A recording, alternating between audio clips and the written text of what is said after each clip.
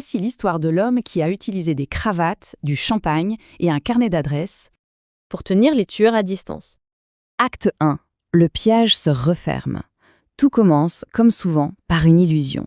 L'illusion d'un refuge sûr. On est le 6 avril 1994. L'avion du président rwandais, un Hutu, est abattu. Et voilà. C'est le signal. À la radio, un message grésille. Un ordre codé, à peine audible. Couper les grands arbres.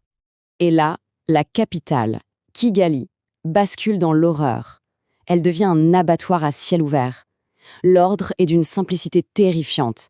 Traquer et tuer les Tutsis. Et avec eux, tous les Hutus modérés qui oseraient se mettre sur leur chemin. Et au milieu de ce chaos total, il y a l'hôtel des 1000 collines.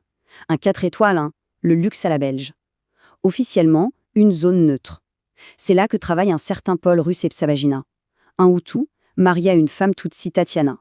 Et lui, face à l'horreur qui déferle, il ne s'enfuit pas. Non, il ouvre les portes de son hôtel.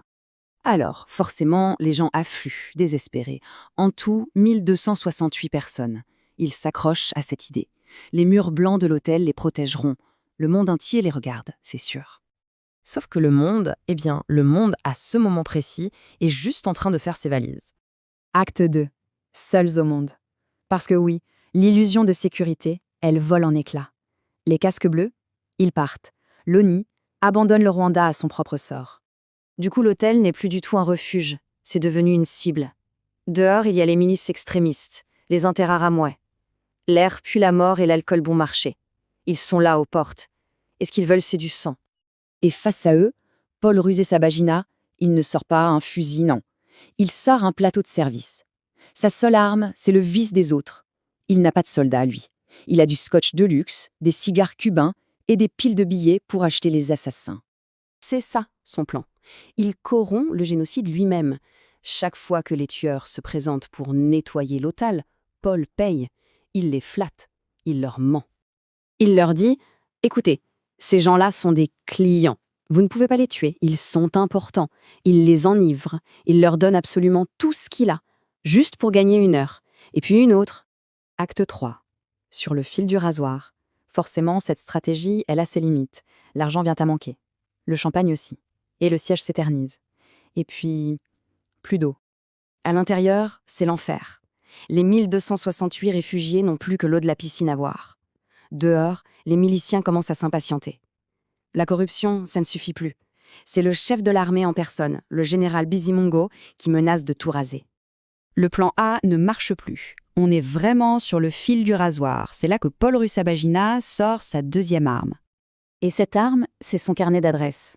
Et le vieux téléphone de l'hôtel, le seul qui marche encore. Alors il appelle. Il appelle Paris, Bruxelles, Washington. Il appelle même le grand patron de Sabena, la compagnie aérienne belge. Son but ? Créer une illusion. L'illusion que, cette fois, le monde est en train de regarder.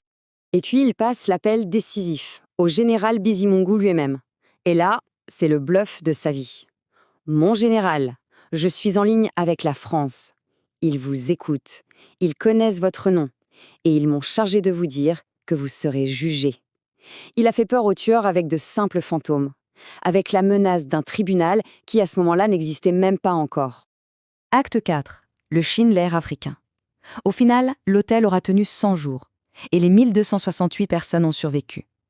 L'histoire a retenu l'image d'un héros, oui, injuste. Mais attention, ce n'est pas juste une histoire du bien contre le mal.